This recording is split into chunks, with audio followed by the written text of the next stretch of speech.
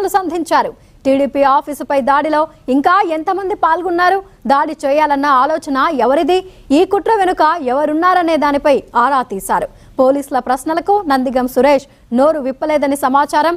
తెలియదు, గుర్తులేదు అంటూ సమాధానాలు దాటవేసినట్లు తెలుస్తోంది. అయితే పోలీసులు వీడియో ఫుటేజ్ చూపించి ప్రశ్నించడంతో సురేష్ నీళ్లు నమిలారని సమాచారం.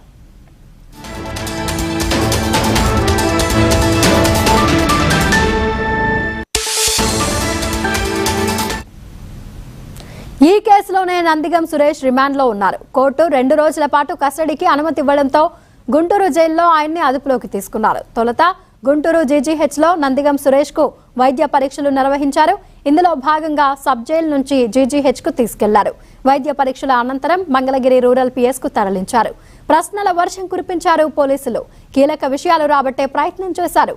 నిన్న జోగి రమేష్, తలసిల రఘురాం, దేవినేని అవినాష్, లేళ్ల అప్పిరెడ్డి, బొగ్గు గవాస్కర్ ను విచారించారు. వారు పొందనలేని సమాధానాలు చెప్పారు.